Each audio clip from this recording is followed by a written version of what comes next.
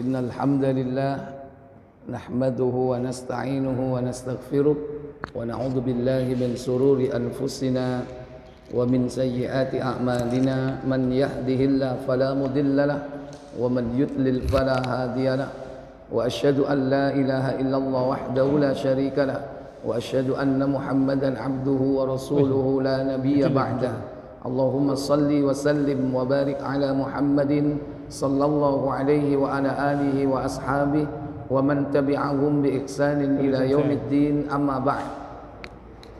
Puja dan puji syukur kita panjatkan kepada Allah Jalla wa Ala yang telah melimpahkan nikmat kepada kita semua. Semoga salawat dan salam selalu tetap tercurah kepada junjungan kita baginda Nabi Muhammad sallallahu alaihi wasallam. Demikian pula untuk keluarga beliau, keturunannya, para sahabatnya, dan seluruh pengikutnya yang setia hingga tibanya hari kiamat. Bapak Ibu, saudara-saudari sekalian yang dirahmati Allah Jalla wa'ala, ini kajian perdana saya mungkin di tempat ini di pagi hari. Mungkin barangkali saya akan perlu menyampaikan materi tentang masalah kematian. Karena kita diperintah oleh Allah senantiasa untuk mengingat kematian, bahwa kehidupan dunia ini hanya sementara. Kehidupan yang sebenarnya adalah kehidupan akhirat. Maka perjalanan manusia itu 2 kali mati dan 2 kali hidup. 2 kali mati, 2 kali hidup. Kalau diurut, kira-kira yang benar mana Bapak Ibu? Hidup, mati, atau mati, hidup, atau mati, hidup, atau hidup, mati, hidup. Kira-kira yang benar yang mana? Mati, hidup, mati gitu. Yang lain. Boleh kan? Jawab boleh, bebas ya. Mati hidup ya. Jawabannya ada yang hidup mati, ada yang mati hidup ya. Baik. Buka surah Al-Baqarah surat kedua ayat 28. Allah Jalla wa Ala berfirman, "Kaifa takfuruna billahi wa kuntum amwatan fa ahyaakum thumma yumitukum thumma yuhyikum thumma ilaihi turja'un." Apa kata Allah? Mengapa kamu kafir kepada Allah, padahal kamu tadinya mati? Lalu Allah menghidupkan kamu, hidup. Kemudian kamu dimatikan, mati, dan dihidupkannya kembali, hidup. Kemudian kepadanya lah kamu dikembalikan. Berarti mana yang benar Bapak Ibu? Mati, hidup, mati, hidup. 4 fase perjalanan. Mati, hidup, mati, hidup. Nah sekarang kita ini lagi ngapain ini? Hidup yang keberapa? Loh, hidup kedua. Berarti senang akhirat berarti. Hidup yang pertama, fase keberapa fasenya? 2. Ya kan? Berarti kemarin kita mati kemarin. Nah, kemarin kita mati itu adalah ketiadaan kita di bumi ini. Sekalipun sudah bertemu spermatozoa dan ovum menjadi zigot, berkembang menjadi janin, dia belum dikatakan hidup sebelum ditiupkan ruh. Kapan ditiupkan ruhnya?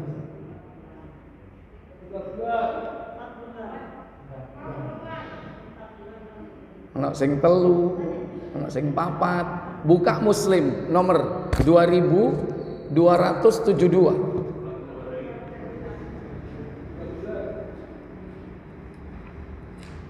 2272.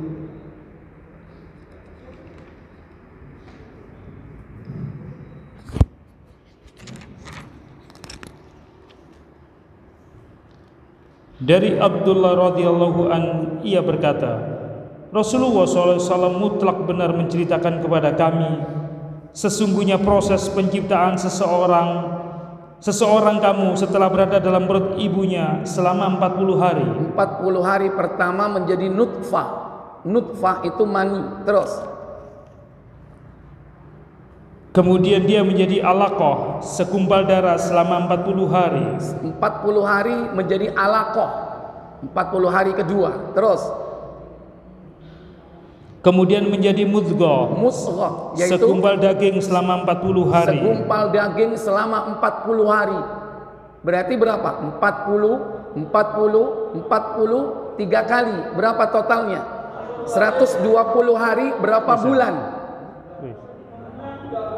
3 apa 4? 4 apa 3? 120 hari.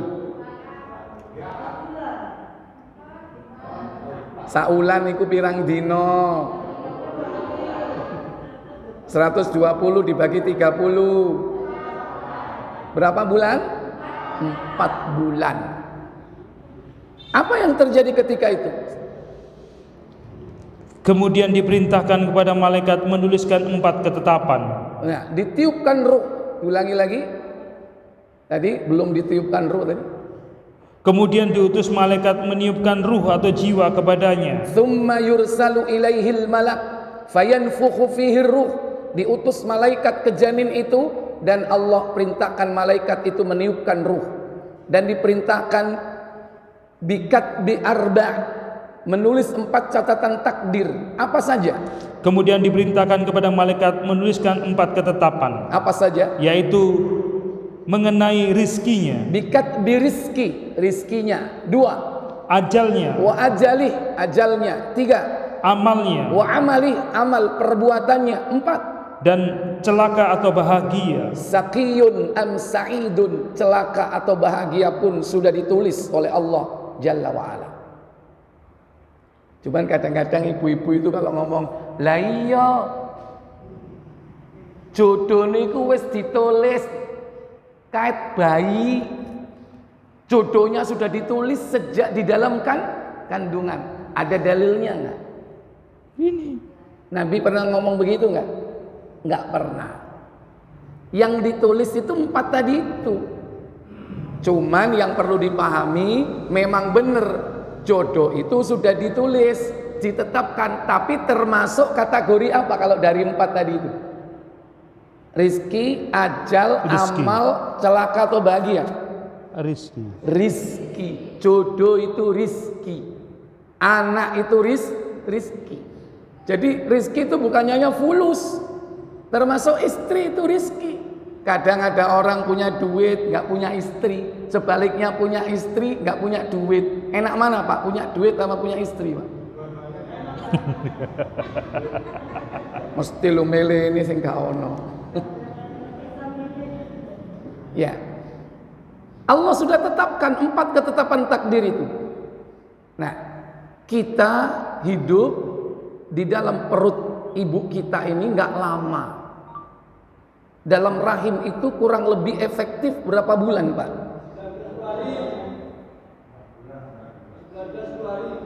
9 bulan. Tadi kan ada yang mati waktu belum ada ruhnya. Berarti berapa bulan efektif? 5 bulan lebih. Karena 4 bulan masih belum hidup, belum ditiupkan ruh. Ya. Nah, lahirlah kita ke bumi ini.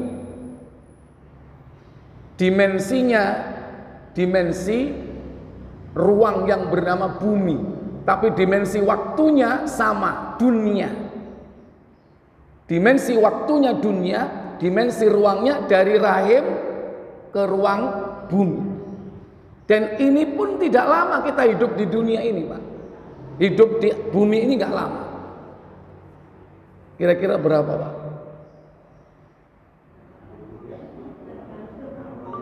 Hah? Rata-rata kita ini. Baik. Buka Tirmizi 2331. Apa kata Nabi tentang usia umat akhir zaman ini?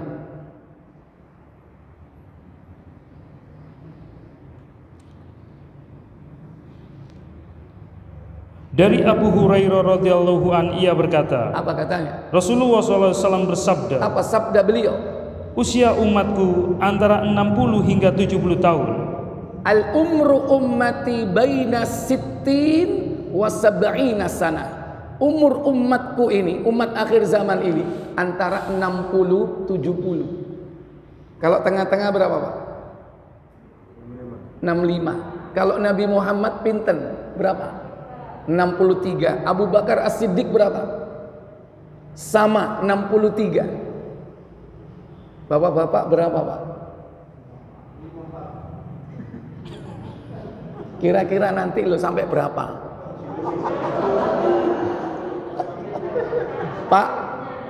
Pak Dil 70 wani kan? Sing kono gak gelem nambah 10. Jadi jarang sekali yang usianya lebih dari 70. Kalaupun ada jarang. Nabi sendiri mengatakan antara 60-70. Jadi manusia itu nggak akan bisa hidup lama 100 tahun.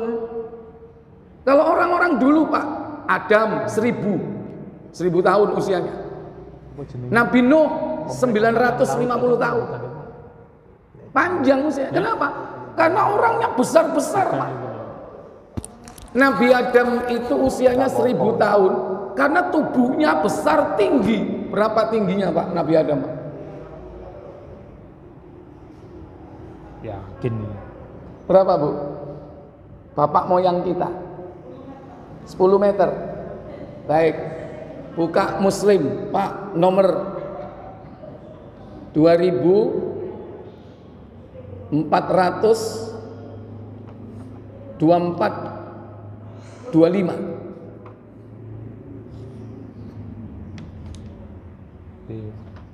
Ya.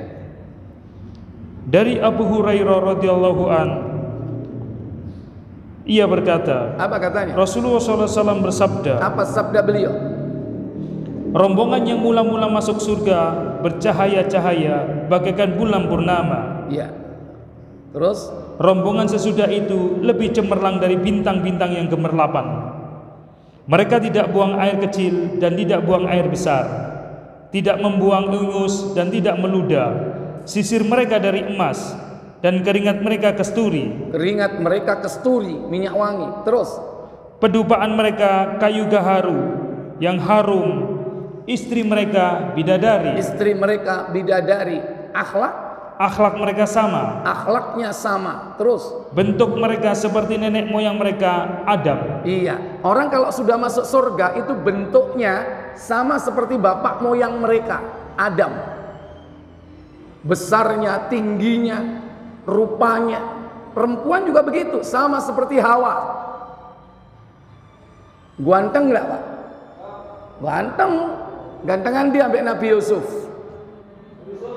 Salah, gantengan Adam. Kalau Nabi Yusuf dikatakan jamiluhu nisfud dunia. Tampannya itu separuh dunia. Jadi kalau 100 dibagi 2, itu separuh untuk Yusuf. Lah kalau Adam itu 100%. Kenapa? Karena dia masterpiece. Makhluk pertama yang dicipta, mesti produk pertama paling bagus. Cuman masalahnya nggak terkenal gantengnya, soalnya nggak ada saingannya. Saat itu ada nggak manusia yang lain? Nggak ada saingannya. Makanya orang dikatakan ganteng nggak ganteng itu karena ada saingannya. Saat itu manusia hanya Adam. Nanti kita kalau masuk surga itu wajahnya, tingginya, besarnya seperti Adam. Berapa? Lanjut. Tingginya 60 hasta. Tuluhu situna dzira'an. Tingginya 60 hasta. 1 hasta setengah meter. 60 berapa, Pak? Halo? 30 meter tingginya. Tingginya 30, usianya 1000. Maka orang sekarang ini proporsional. Tingginya berkurang, umurnya pun berkurang. Saya tanya sekarang, kalau Adam 1000, kita tadi berapa? 60, 70. Dari 1000 jadi 70, berapa persen? Kalau 10% kan berapa? 100. Ya kan? Berapa? Ya kurang lebih 7%. Nggak sampai 10, 7%, 6%, ya 6% sampai 7%. Nah sekarang tingginya berapa tadi? 60 diro, 60 hasta, 30 meter. 7%-nya berapa? Atau 6%-nya? Kurang lebih antara 180 sampai dengan 2 meter. Berarti memang kita ini proporsional. Orangnya semakin pendek, usianya pendek juga. Makanya jangan berharap usia panjang.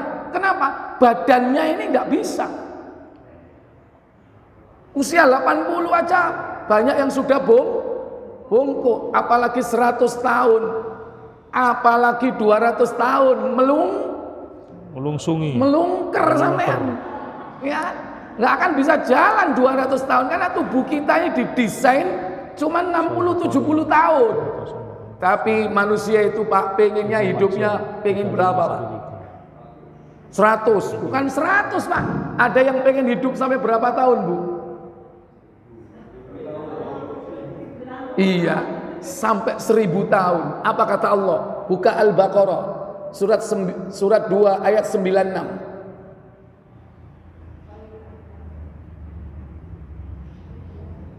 وَلَتَجِدَنَّ أَحْرَصَ النَّاسِ عَلَى حَيَاةٍ وَمِنَ الَّذِينَ أَشْرَكُوا يَوَدُّ أَحَدُهُمْ لَوْ يُعَمَّرُ أَلْفَ سَنَةٍ. Nah ini apa kata Allah? Dan sungguh kamu akan mendapati mereka manusia yang paling lobak kepada kehidupan dunia, bahkan lebih lobak lagi dari orang-orang musyrik. Iya, siapa mereka ini? Adalah orang-orang Yahudi. Mereka itu tamak dalam kehidupan dunia, lebih tamak daripada orang musyrik. Apa ketamakan mereka? Masing-masing mereka ingin agar diberi umur 1000 tahun. Oh, berarti ono contoh nih. Ada contohnya dalam hidup ini. Orang Yahudi itu ya waddu ahadum lau yu'ammaru alfasana. Masing-masing mereka pengen usia 1000 tahun. Bayangkan 200 tahun aja melungker, 1000 bagaimana? Halo. Makanya kita Bapak Ibu, saudara-saudari kalian, jangan berlebihan. Paling tidak kalau minta panjang, plafonnya ya plafon atas. Berapa tadi Pak plafon atasnya? 70, itu masih bisa kuat. Maaf, biasanya orang kalau sudah semakin sepuh, ibadahnya itu naik apa turun? Biasanya sholat, sujud, dahinya ke lantai, sudah nggak bisa sujud. Sholat di atas apa? Sujudnya di mana berarti? Sujudnya di udara, di awang-awang. Padahal betapa pentingnya orang sujud itu meletakkan anggota tubuh kita yang paling kita hormati ke lantai. Sujud dengan anggota tubuh 7, jidatnya, hidungnya, 2 telapaknya, 2 lututnya, dan 2 jari kakinya. Tapi sudah tua, banyak sekarang orang yang nggak bisa sujud. Belum lagi puasa, biasanya rajin, sudah nggak puasa, sudah banyak absen. Terutama puasa sunnah, paling-paling puasa wajib. Itu pun kadang-kadang apa? Mokel kalau nggak kuat. Makanya orang itu lebih bagus apa? Saat kita kuat, saat itulah ajal menjemput. Ketika kita sedang berada pada waktu-waktu kondisi semakin semangat ibadah, Allah menjemput kita. Itu bagus. Makanya jangan berharap lama-lama. Karena apa? Pasti ibadahnya turun. Makanya Nabi mengatakan umur umatku itu sudah jelas, antara 60-70 tahun. Jarang yang lebih dari itu. Dikasih 70 masih sehat, bisa ibadah, Masya Allah, luar biasa. Bapak Ibu, saudara-saudari sekalian yang dirahmati Allah Jalla wa'ala. Maka setelah itu kematian pasti akan datang. Dia akan datang menjemput setiap orang, baik tua, muda, besar, kecil, laki, perempuan, kaya, miskin, tidak pandang bulu. Kalau ajal sudah menjemput, apa kata Allah Jalla wa'ala? Buka surah Al-A'raf, surat ke-7, ayat ke-35, ke-34.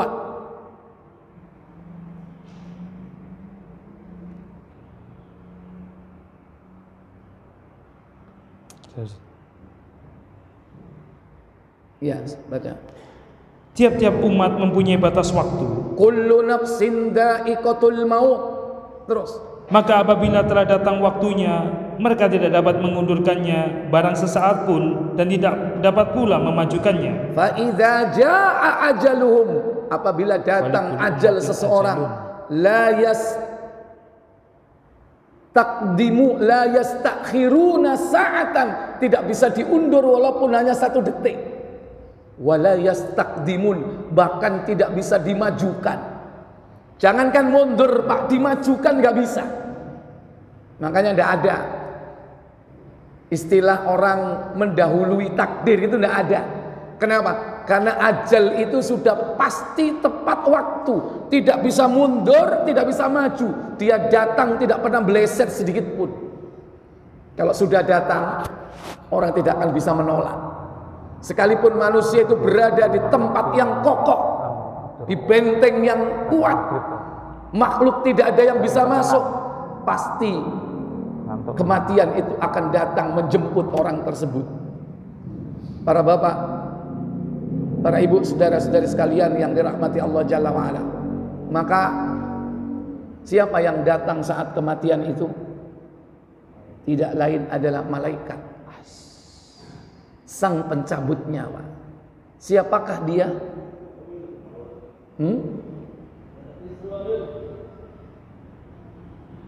Al-Quran hanya menyebut dengan nama Malakul Maut. Allah katakan dalam surah As-Sajadah, surat 32, 11, ayat 11.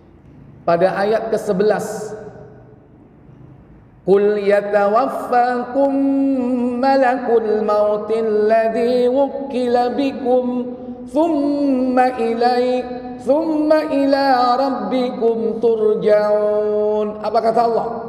Katakanlah Muhammad, malaikat maut yang diserahi untuk mencabut nyawamu akan mematikanmu.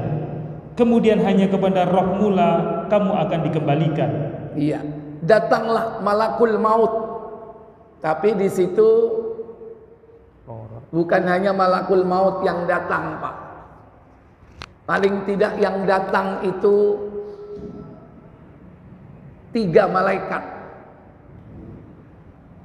Yang pertama malakul maut. Yang kedua adalah malaikat yang akan membawa ruh itu naik ke langit. Oleh karena itu dalam Al-Quran disebutkan yang datang itu malaikat. Kalau yang didatangi orang yang baik, orang mukmin, orang yang mati dalam kondisi husnul khotimah, dia mengatakan 3 perkara. La takhaf, jangan takut. La tahzan, jangan sedih. Wa abshiru bil jannah, dan bergembiralah kau dengan surga. Sebagaimana Allah katakan dalam surah Fussilat, coba dibuka surat 41 ayat 30.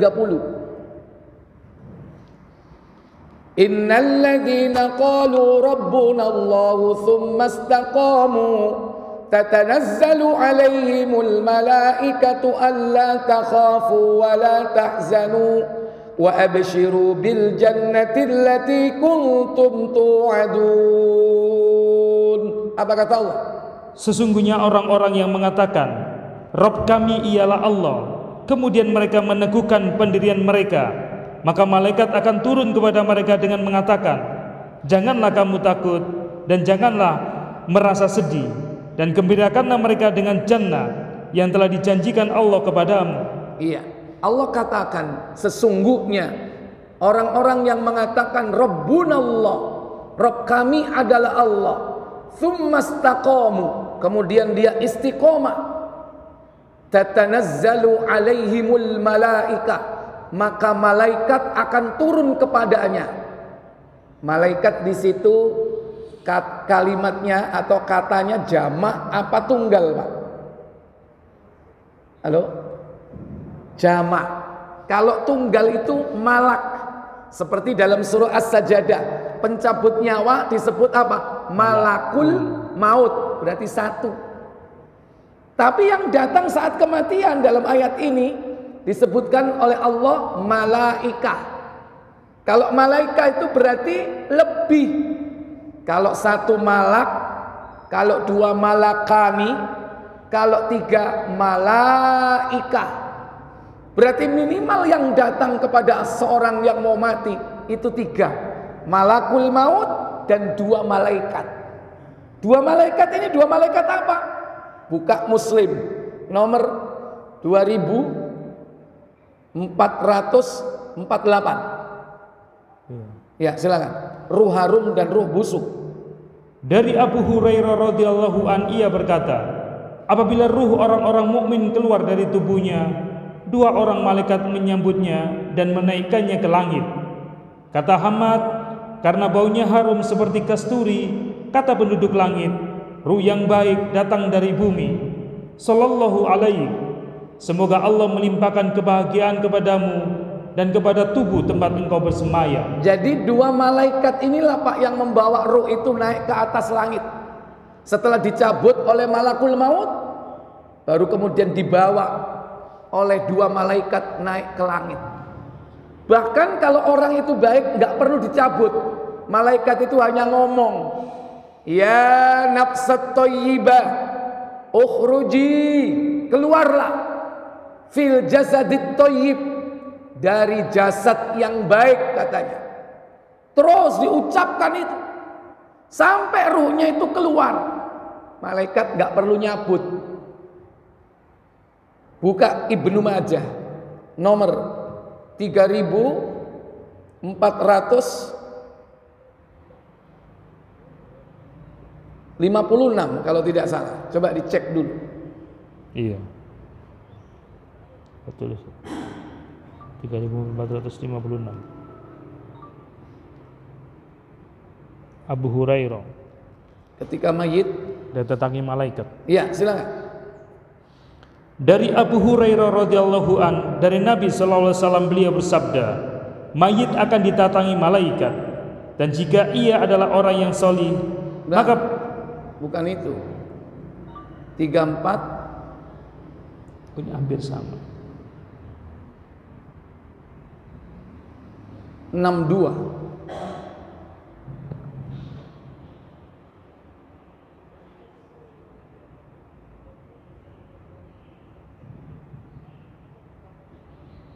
Sesungguhnya ketika mayit masuk ke dalam kubur, terus maka mayit seorang as-salih akan didudukkan di dalam kuburnya.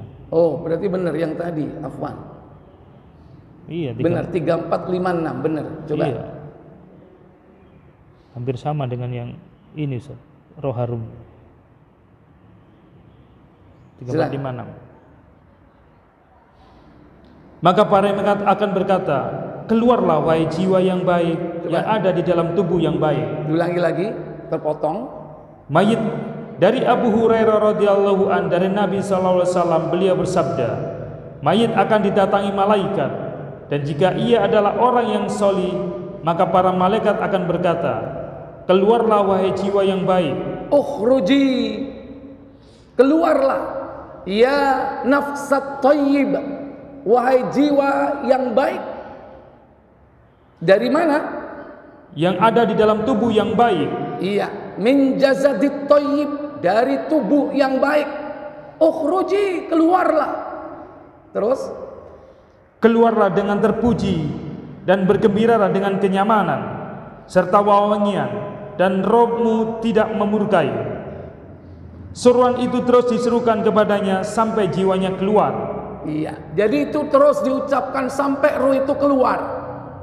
Karena jiwa ini lebih cinta kepada Allah, lebih cinta kepada kehidupan akhirat, jadi mudah keluarnya, Pak. Dalam riwayat yang lain seperti keluarnya air dari teko, dari ceret. Mudah keluarnya, karena dia tidak cinta kepada dunia, tidak cinta kepada tubuhnya. Tapi sebaliknya, kalau tubuh itu ketika diseru tidak mau keluar, terus akhirnya terpaksa dicabut oleh malakul maut, dan cara nyabutnya pun dengan kasar dan keras. Barulah kemudian dibawa oleh dua malaikat naik ke atas langit. Inilah perjalanan kita, Bapak Ibu, saudara-saudara sekalian. Setelah sampai di hadapan Allah Jalla wa'ala, barulah ruh itu diperintahkan untuk ditempatkan di mana? Di tempat yang baik atau di tempat yang buruk. Tapi sebelum itu Allah kembalikan ruh itu untuk ditanya di dalam kuburnya. Maka manusia akan dibagi menjadi 3 kelompok besar: mukmin, kafir, dan munafik. Semua akan ditanya oleh malaikat tentang apa? Tentang Allah, tentang agama, dan tentang Rasulullah. 3 pertanyaan ini. Dalam sebuah riwayat yang berasal dari Al-Bara bin Azib, coba disiapkan Abu Dawud nomor 4753.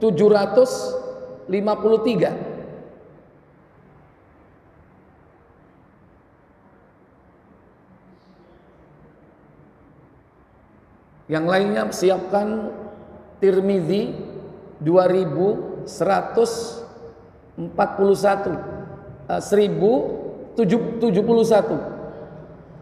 Silakan. Dari Al-Bara bin Azib radhiyallahu an, ia berkata, kami bersama Rasulullah SAW pernah mengiringi jenazah seorang yang berasal dari kalangan Ansor. Kemudian kami tiba di pemakaman. Setelah dimakamkan, beliau duduk di sisi kuburan dan kami mengelilingi beliau. Kami diam tidak bergerak, seakan-akan di atas kepala kami ada seekor burung. Saat itu Rasulullah SAW memegang sebatang kayu, kemudian beliau mengangkat kepalanya dan berkata, mintalah perlindungan kepada Allah SWT dari azab siksa kubur. Ketika Rasul duduk setelah mengubur jenazah, beliau memberi wasiat kepada para jamaah ketika itu. Beliau katakan, ista'idzu billahi min azabil qabr. Mintalah kalian pertolongan kepada Allah dari azab kubur. Kemudian apa kata sahabat? Rasulullah mengulangi pernyataan hingga 3 kali.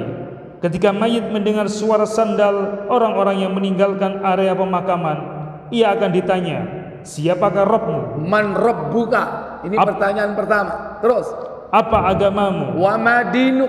Apa agamamu? Dan siapakah nabimu? Wa man nabiyuk? Wa man nabiyuk? Siapa nabimu? Kira-kira pertanyaannya gampang enggak, Pak? Jawabannya gampang enggak? Sekarang maksudnya, Pak. Gampang, tapi nanti. Lanjut.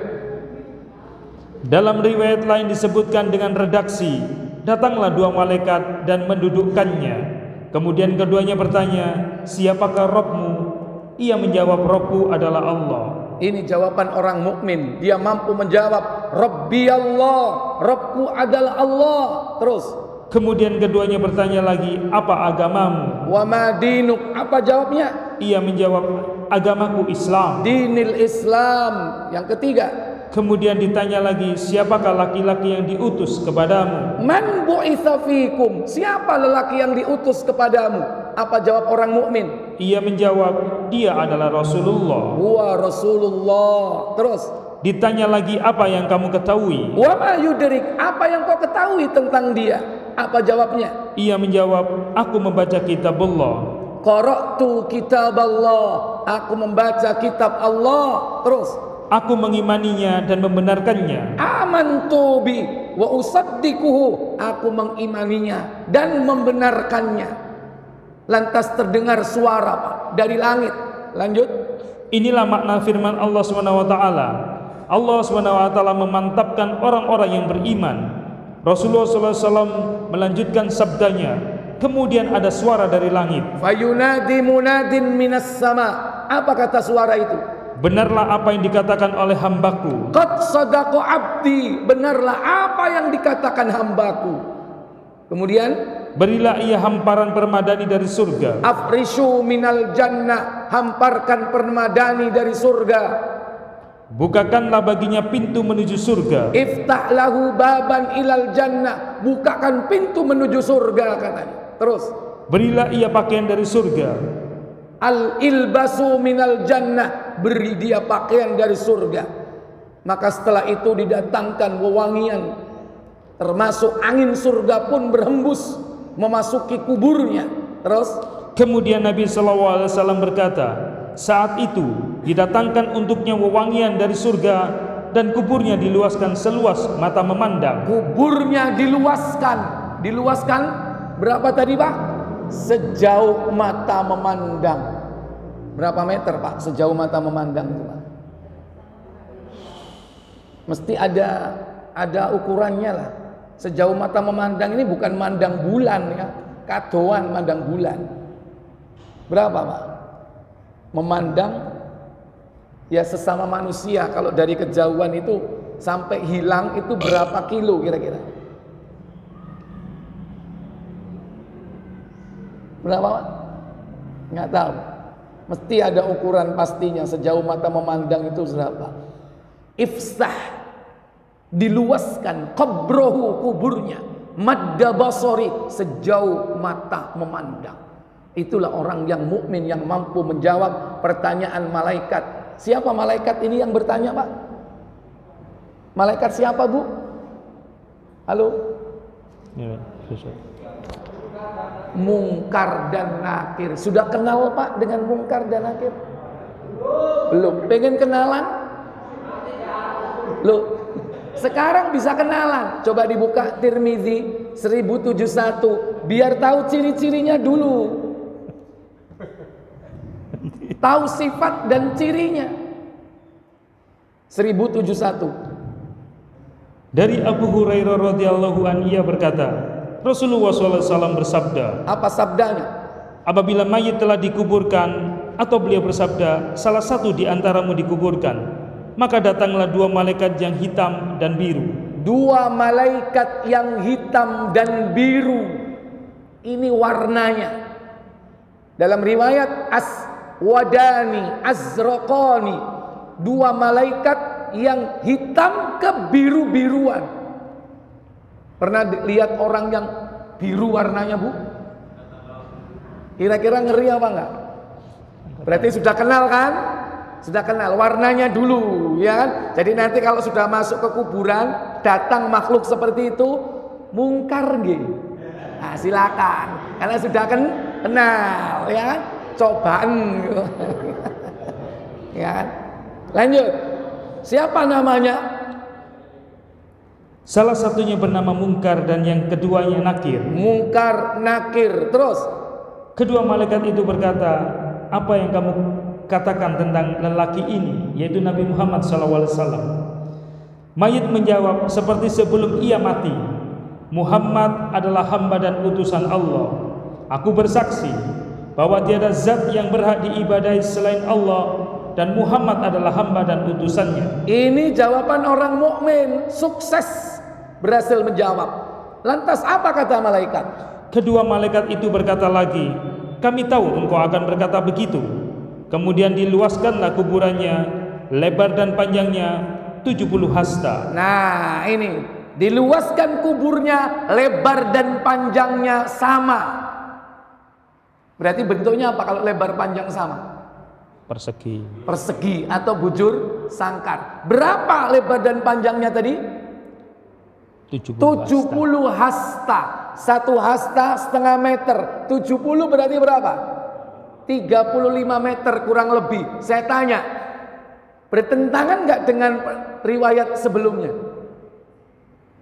Tadi kan sejauh mata memandang. Sekarang 70 hasta. Bertentangan atau tidak?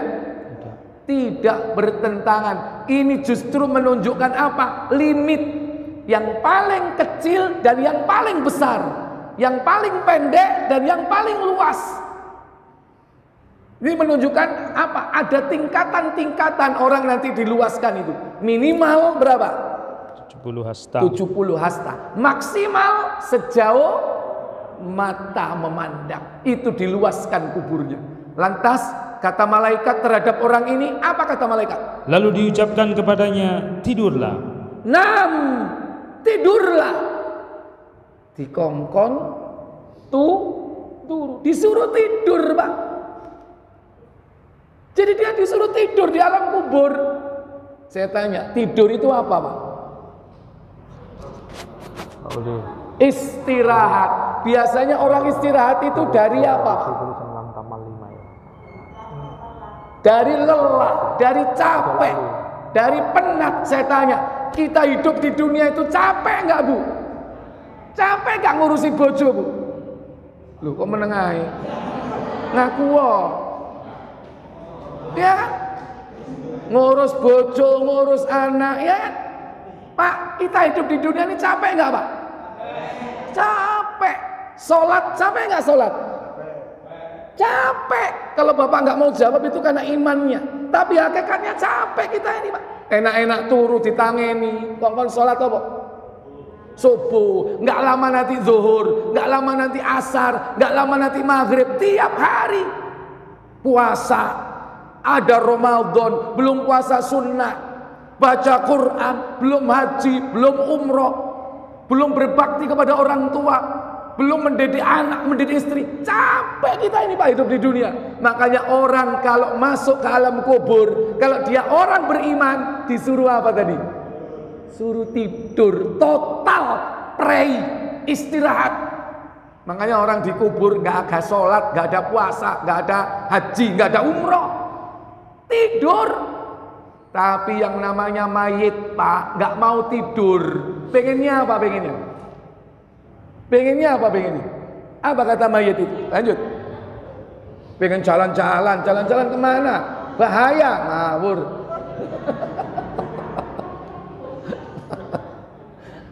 Apa kata mayit? Silakan.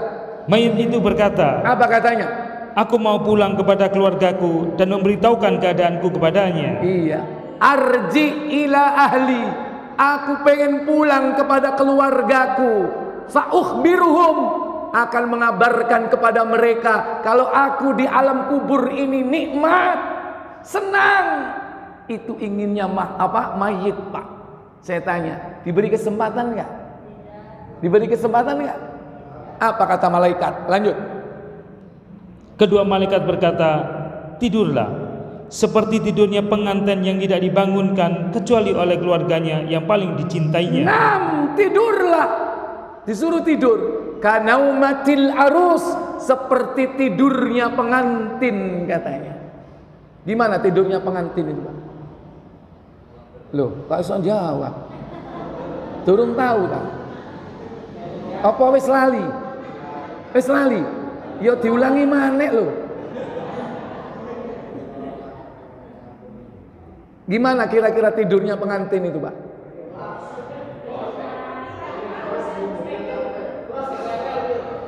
Sing rebut kok sing kene. Terasa lama atau pendek tidurnya pengantin? Terasa pendek, Pak. Kenapa? Karena nikmat tidurnya. Orang kalau tidur itu nikmat, terasa pendek. Makanya sekalipun manusia berada di alam kubur ratusan tahun, ribuan tahun, kalau dia disuruh tidur, tahu-tahu loh, kok wis ditangeni iki lha apa iki? Ternyata sudah di padang mahsyar, dibangkitkan dari kuburnya, sudah berkumpul di padang mahsyar. pendek sekali. Kenapa? Nikmat. Orang kalau dapat nikmat itu terasa pendek.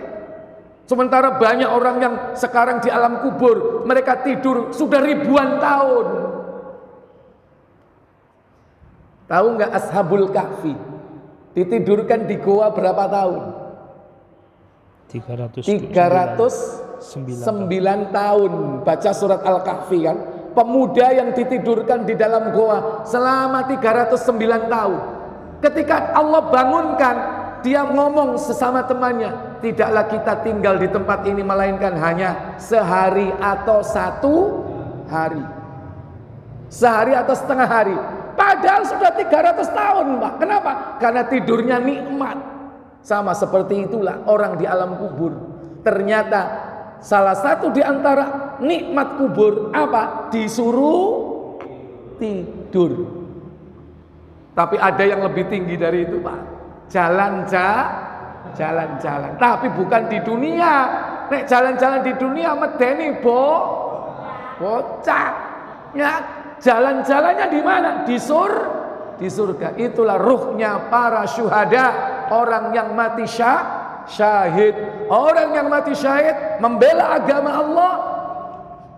Ruhnya ditempatkan di dalam perut burung yang berwarna hijau, yang setiap hari dia terbang memakan buah-buah surga, dan sore hari kembali hinggap di pelita-pelita di bawah arsy Allah. Itulah nikmat kubur. Baik Bapak Ibu saudara sekalian, karena waktu tidak memungkinkan, ini baru nikmat, azabe durung. Saya pikir cukup karena waktu tidak memungkinkan. Saya buka tanya jawab sebelum saya tutup. Monggo silakan.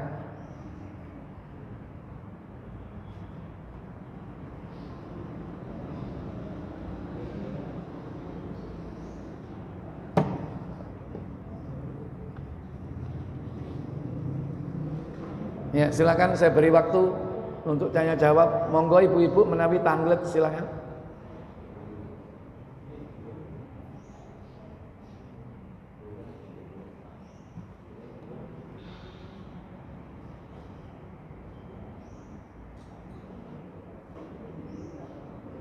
Ya.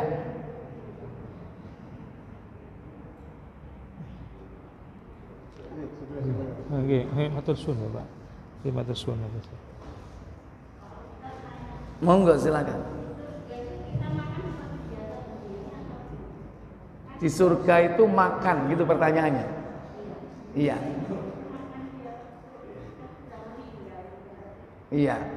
Yang perlu dipahami bahwa surga itu akan dimasuki secara sempurna setelah fase keempat, yaitu fase hidup kan, mati hidup. Dan hidup yang dimaksud di sini itu berkumpulnya kembali antara jasad dan ruh. Ketika orang mati itu kan berpisah, ruhnya di alam barzah, jasadnya di bumi, di tanah. Ya, nanti ketika kiamat itu dikembalikan. Nah, nanti orang itu akan dibalas dengan 2, surga atau neraka. Sehingga ketika dia masuk neraka itu dengan ruh dan jasadnya. Sehingga dia ketika disiksa itu merasakan kesakitan yang luar biasa. Kulitnya diganti dengan kulit yang baru. Ya. Demikian pula yang lainnya. Yang kedua, kalau dia masuk surga, dia akan diberikan oleh Allah nikmat. Kenapa? Karena dia bersatu antara jasad dan rohnya. Sehingga di surga makan seperti biasa. Sebagaimana kita makan. Dan makan di sana itu luar biasa makanannya. Apa?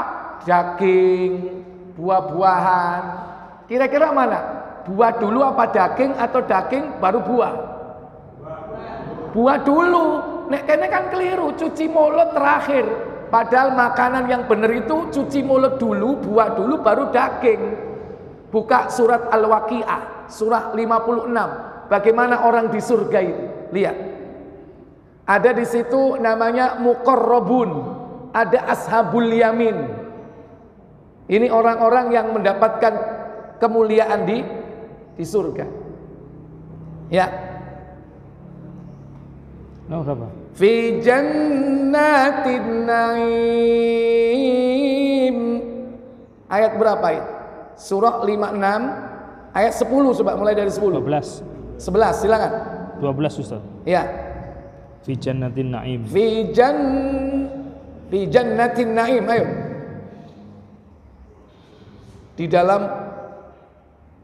berada dalam jannah kenikmatan. iya, penuh kenikmatan. Thullatum minal awwalin, segolongan besar dari orang-orang yang terdahulu. wa qalilum minal akhirin, dan segolongan kecil dari orang-orang yang kemudian. Ini Pak, kelompok the best, tertinggi, al-muqarrabun, orang yang didekatkan kepada Allah.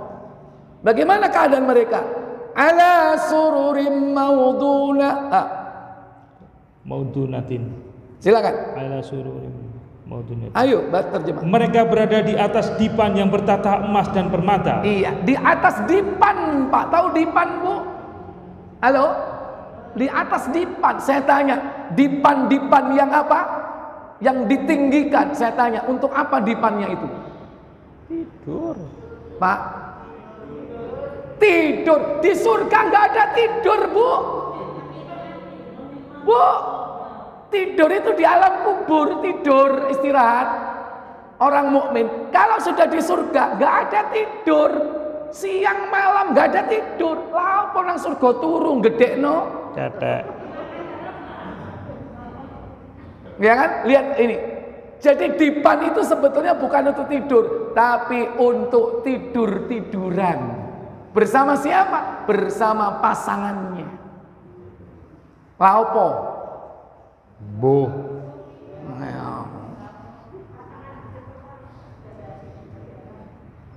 Sing lanang bidadari, sing wedok gak ono bidadara, Bu. Ibu itu nanti ketemu suami tercinta. Kalau suaminya masuk surga. Kalau nggak masuk surga, dikasih manusia-manusia dunia yang bertakwa, bukan bidadara, nggak ada ceritanya. Apa? Bukan yang mirip. Kalau perkara mirip gampang, Bu. Kita pengen suami model apa wajahnya, ya sampean saiki model gini ya wajahmu, gampang. Di surga itu minta apa aja dikasih. Salah. Yang benar itu surga nunut, neraka budalo dewe, Pak.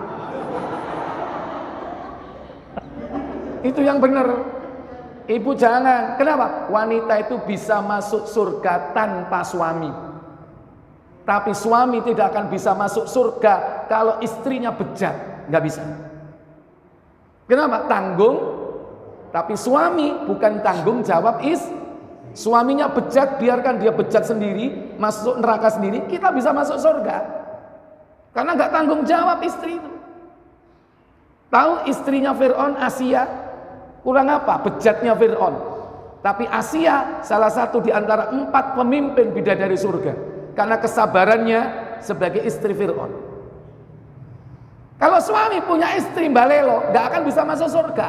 Istrinya dibiarkan belunak, istrinya dibiarkan bermaksiat, nggak akan bisa masuk surga. Karena apa? Istri itu tanggung jawab suami. Makanya prinsip tadi itu salah. Surga nunut, neraka kalau dewe, aku gak kelem. Berubah kok itu. Kalau nunut bisa, ya kan? Suaminya baik, soleh, kita bisa ikut soleh. Istri itu kadang tergantung suaminya. Suaminya soleh, dia ikut soleh. Ada wanita solihah, ketemu suami gak soleh. Ini wanita soleh ini bisa bejat karena suaminya. Tapi kalau dia bisa bertahan, ya kan? Dia tetap menjadi solihah. Nah, seperti tadi itu istri Fir'aun. Tapi nggak diminta tanggung jawab di akhirat. Muttaqiina ala sururim maudunah. Alaiha mutaqabilin. Alaiha mutaqabilin. Ayo, teruskan aja terjemahnya. Serasa bertelekan di atasnya berhadap-hadapan. Mereka dikelilingi oleh anak-anak muda yang tetap muda. Wildanum mukhalladun, pelayan-pelayan yang muda belia. Terus dengan membawa gelas, ceret dan minuman yang diambil dari air yang mengalir. Nah, berarti di surga minum enggak? bawa gelas, bawa ceret dari air yang murni. Nanti di sana sungai itu ada 4, sungai madu, sungai susu, sungai arak, homer, dan yang keempat sungai air murni. 4. Silakan, mau berenang boleh. Bapak-bapak berenang di sungai susu sambil mimi Suju. silakan. Sungai madu, tapi jangan kita ini berpikiran beranggapan iku tawone sak piro yo madune sakmu. Wis aja atik mikir ngono. Ya kan? Iku sungai susu, terus sapiye sak piro. Sudah jangan mikir. Yang penting enak di sana. Nah, itu yang dikejar mulai sekarang. Lanjut. Mereka tidak pening karenanya dan tidak pula mabuk. Jadi khamr yang di sana itu tidak memabukkan, tapi nikmatnya luar biasa. Nikmat aromanya, ya sensasinya, tapi gak gawe mendem. Tapi nek nang donya cokre delosor kok nyungsep. Ya, lanjut. Dan buah-buahan dari apa yang mereka pilih. Dan Ya. Terus setelah itu apa? Dan daging burung dari apa yang mereka inginkan. Iya. Jadi setelah buah-buahan, terus daging burung. Jadi di sana itu makannya buah-buahan, termasuk daging. Dan ingat, di surga itu pertama kali masuk itu ada welcome food. Kalau di hotel welcome drink, pelayanan. Kalau di sana begitu masuk pertama ada hidangan pertama yang disajikan. Siapa yang tahu hidangan apa itu? Halo. Paus. Singru oleh door press. Apa, Bu? Lemper. Loh, welcome foodnya di sana kok lemper. Apa? Siapa yang tahu? Kan paus. Buatin, bukan. Anggur, bukan. Buat cinta lah anak lah. Susu, bukan. Makanan, bukan minuman, bukan buahan. Makanan.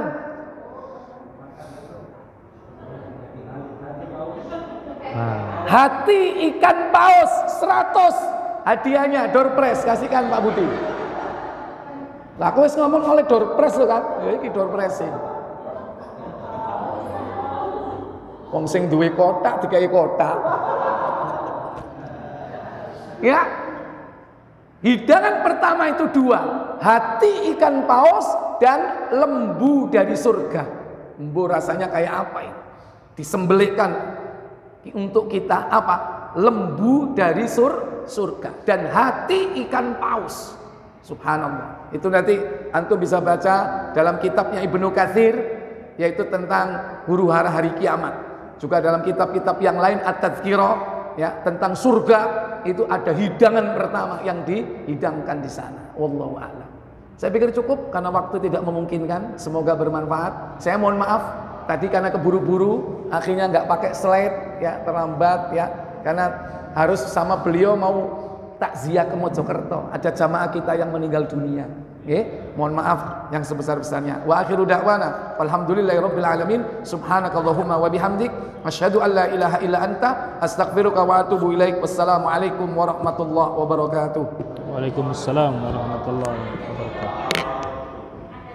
Ada. Ini tanya Pak Budi. Budi Versa.